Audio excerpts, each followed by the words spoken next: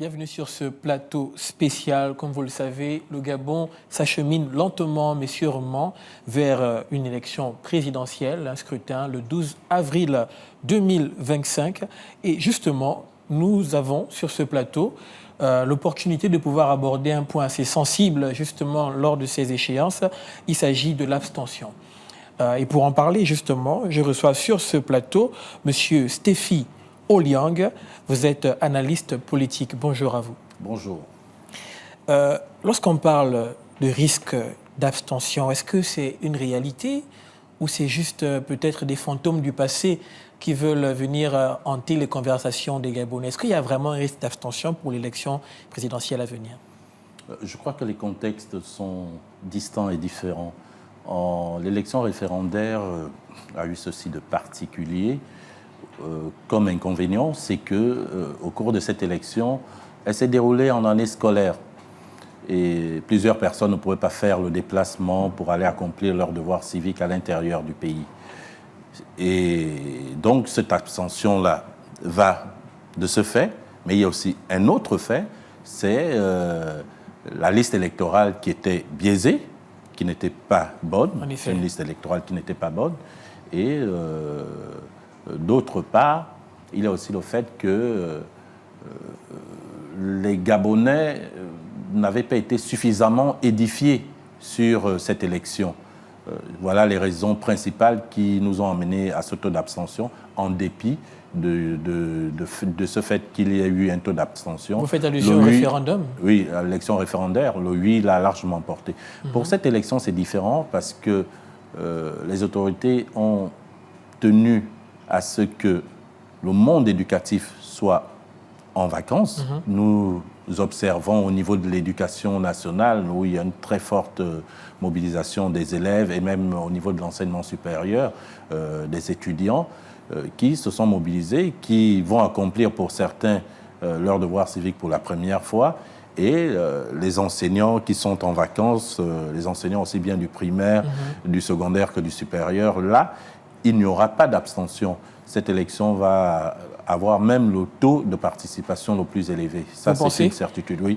Maintenant, il va falloir que les Gabonaises et Gabonais se rendent dans les bureaux de vote pour retirer leur carte d'électeur, même si ces cartes d'électeurs seront présentes dans les bureaux de vote le jour de l'élection, mais il est mieux de les avoir bien avant. Donc le taux d'abstention aujourd'hui, pour moi, n'est pas fondé. Ce sera une élection, vous verrez, où le taux de participation sera très élevé. Je pense qu'on pourrait atteindre les 80% de participation. Ce serait une première? Une première. Cette première-là s'explique aussi du fait que nous avons une nouvelle figure emblématique dans le paysage politique, celle du candidat Brice Clotaire Oligui Nguema, qui a, lors du coup de libération, qui a redonné l'espoir aux populations gabonaises.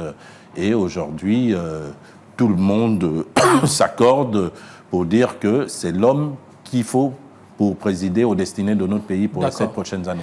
D'accord. Revenons au vote.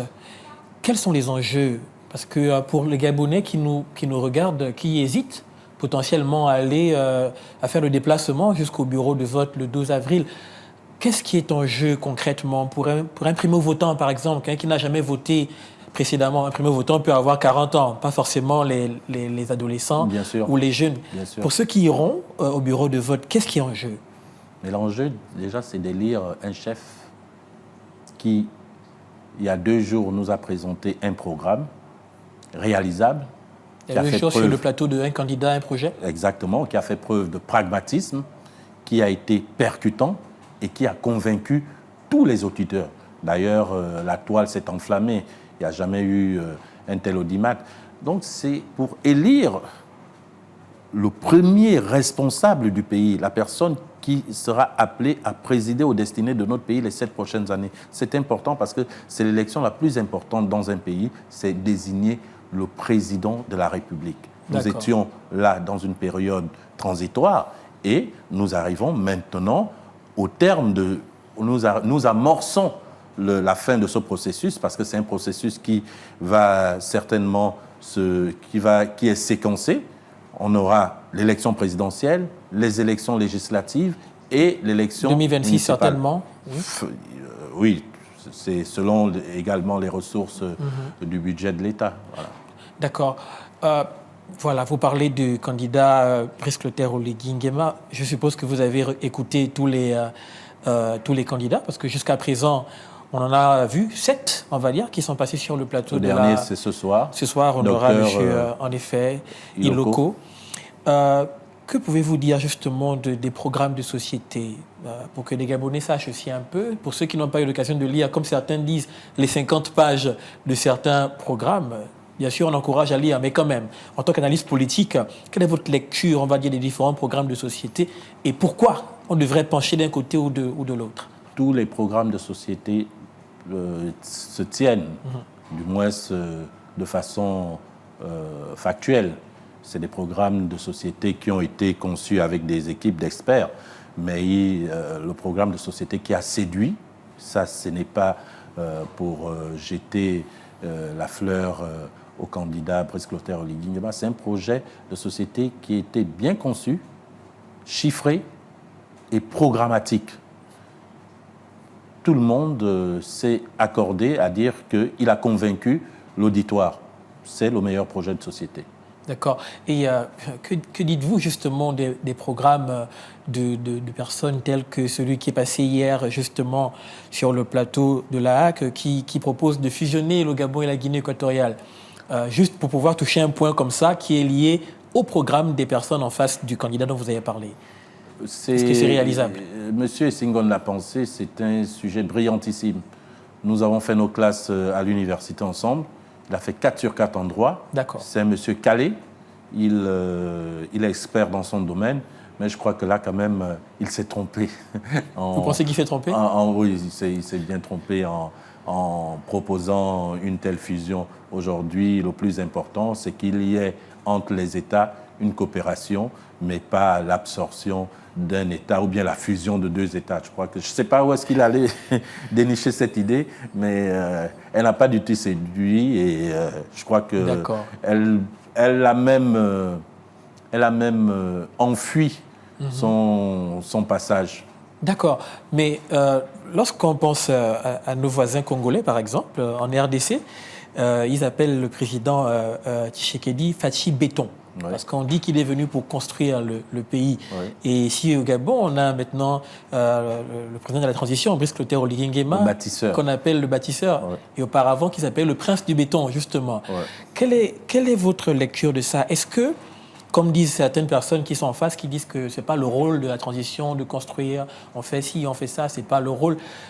c'est la principale détraction qu'il y a justement au compte du candidat Oligui Nguema. Est-ce que c'est ce qui aurait dû être fait? Est-ce que c'est une continuité de ce qui était déjà fait auparavant? Ou est-ce qu'il ne fallait pas justement poser les actions en question? Monsieur, je crois que au Gabon, il y a des gens qui se contredisent. Il y a certains quartiers qui étaient enclavés. Ces quartiers aujourd'hui sont désenclavés. Donc les 19 mois ou les 2 ans de transition ne devaient se limiter qu'aux institutions. Mais c'est une aberration. Il y avait des problèmes. Il n'aurait donc pas dû trouver des solutions aux problèmes de délestage, aux problèmes récurrents criés par les fonctionnaires, que les fonctionnaires décrient à chaque fois, qu'ils ont besoin de leurs avancements, du paiement de leurs rappels. Il devait se limiter uniquement à la restauration des institutions ou à faire de la politique politicienne. Non, il y avait des besoins qui étaient là, qui étaient exprimés, des voies de communication. La route, c'est le facteur de développement. On ne peut ne pas avoir de route fiable et carrossable en toute saison. C'est ça à quoi ils se sont attelés.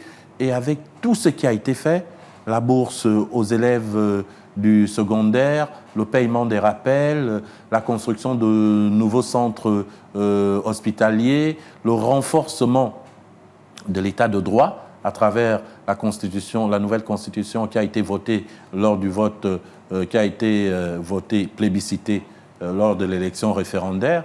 Voici un chapelet de chantiers qui sont là, un chapelet de chantier, autant pour moi, qui est là et dont les fruits sont palpables. D'accord. On ne peut pas dire qu'ils auraient dû se limiter à chercher à restaurer les institutions. Les institutions qui vont être restaurées, ce sont les institutions post-électorales. Là, on va avoir un nouveau président de la République et après, il y aura l'élection législative et les élections municipales.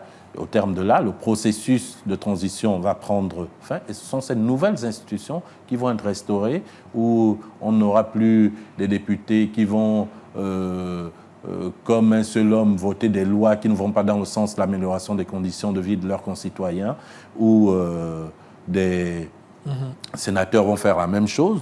Oui. Et là, nous aurons donc de nouvelles personnes certainement qui seront dans ces institutions. Et je crois que ce sera une nouvelle personne. Une valeur, l'homme est justement une valeur ajoutée pour le Gabon. L'homme est au cœur de ça.